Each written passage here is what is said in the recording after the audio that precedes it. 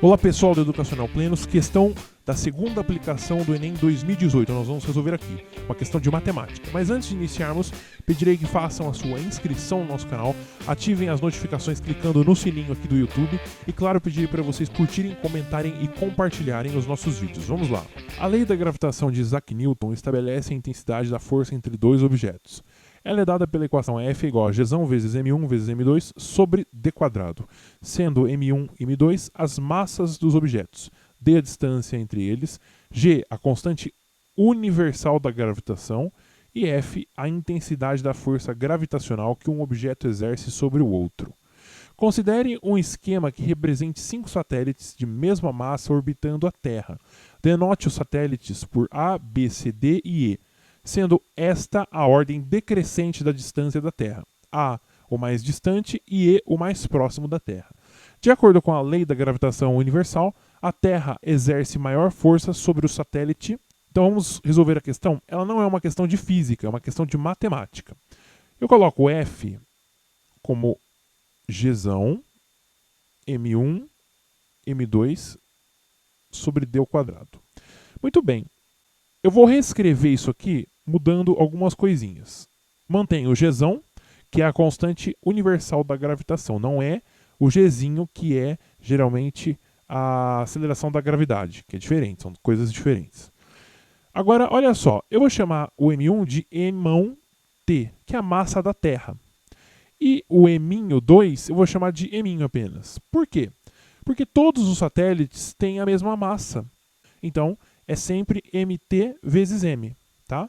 E a gente vai dividir aqui por d ao quadrado. D vai ser a distância entre o satélite e a Terra, tá bom? Ok. Eu vejo que essa função ela está apenas dependendo do d ao quadrado aqui no denominador. E aqui em cima nós temos um valor constante, porque m, mt e gzão são todos valores constantes. Portanto, sendo f uma função de d, a gente pode comparar alguns valores. Observe o seguinte, se o d aumentar, se o d crescer, isso aqui, essa fração toda vai diminuir, porque eu estou dividindo por um cara cada vez maior. Só que essa fração toda é o f, então o que acontece com f? Ele cai, tá certo? Bom, tudo bem. Agora eu vou colocar as distâncias em ordem. Então eu coloco aqui, ó, a distância do satélite A é a maior de todas. Em seguida vem o B, depois o C, depois o D e, por fim, o E. Isso aqui é a distância do A, que é maior que a distância do B, e assim por diante. Eu estou procurando aquele que tiver a maior força gravitacional. Ora, quem tiver a maior força gravitacional tem que ter a menor distância. Porque conforme aumenta a distância, diminui a força. Eu acabei de explicar isso aqui. Qual que é a menor distância em relação à Terra? É, evidentemente, o DE. Ele vai ter, então, a maior força gravitacional. E a resposta está na alternativa E. E uma outra forma de você justificar a sua questão é pensando fisicamente. A gravidade vai atrair, evidentemente, muito mais quem está perto do que quem está longe.